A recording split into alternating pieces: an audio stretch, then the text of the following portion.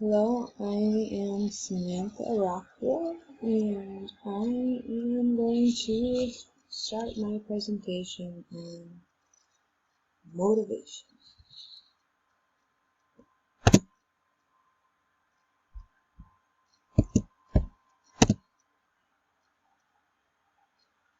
Here are some objectives I wanted to cover during this PowerPoint. What is the definition of motivation? How motivation relates to my own learning style and preferences. Where does motivation belong within the school of psychology? And to explain why motivation is important to the learning process and its application. First off, what is motivation? Motivation is the desire to act in service of a goal. It's the crucial element in setting and attaining our objectives, thanks to Psychology Today for that definition. And also, motivation encompasses the desire to continue striving toward meaning, purpose, and a life worth living. Where might motivation come in handy? Why is motivation so important to our everyday lives? And how do we look at motivation? We might use motivation to feel good about ourselves. Intrinsic motivation is not done for a reward, but for continuous gratification. It is done because it might lead us to a better general feeling and help us grow as a person. It might also give us a sense of belonging. An example is someone who might just go for a quick run before work, like myself, or for a long jog on the weekend. Someone with intrinsic motivation does it just to feel good about their health and find pleasure in the exercise, and they don't look for a medal at the end of the task. They just do it because they like it. But maybe someone does want a medal, and they want to prove that they are faster than the average person. This would be someone who is motivated extrinsically. Someone like this maintains certain beliefs to feel success.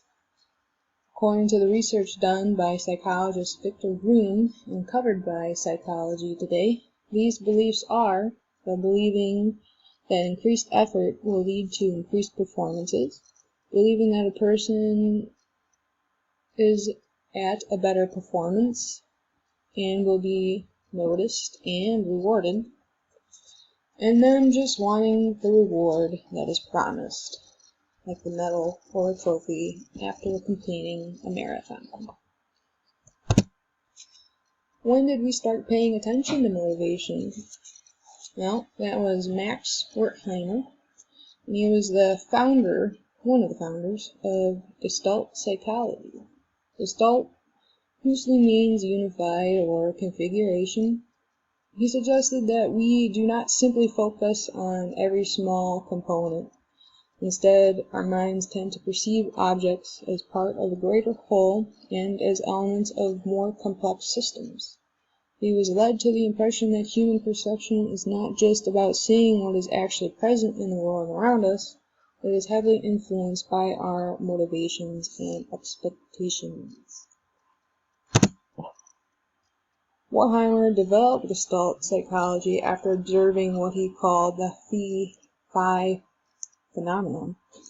The phi phenomenon is an optical illusion where two stationary objects seem to move as if they are shown appearing and disappearing in rapid succession, like the loading wheel on a website.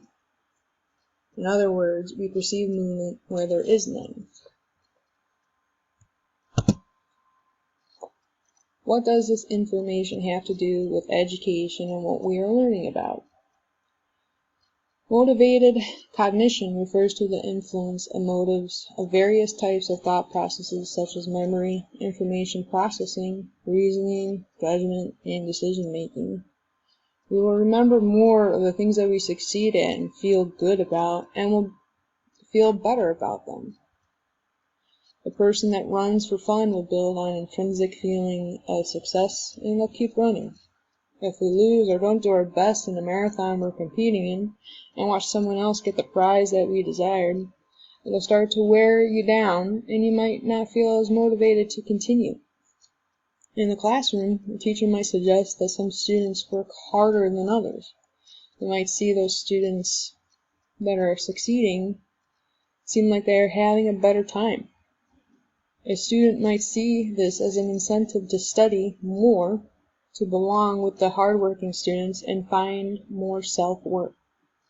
Or the teacher might offer a prize or extra credit to the students that do best on a project or on an exam, leading to those external motivators. Both types of motivations are needed to keep students learning and engaged. Motivation is what keeps me going. Days where I'm not so motivated, I rely on dedication. By relying on dedication on those down days, I can put myself in the right mindset to find my motivation and keep myself away from failure. By studying hard and putting in good effort to all my assignments, even the small ones, I know I'll get good grades, and that motivates me to keep going. I feel smart when I get good grades. Good grades also mean I won't fail class and waste all my hard-earned money.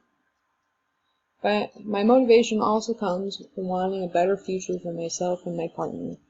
My education is what will lead us to a better quality of life. In the end, motivation will come and go.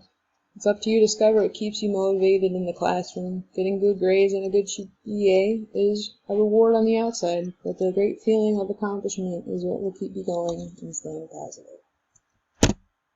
And here's the citations. Thanks.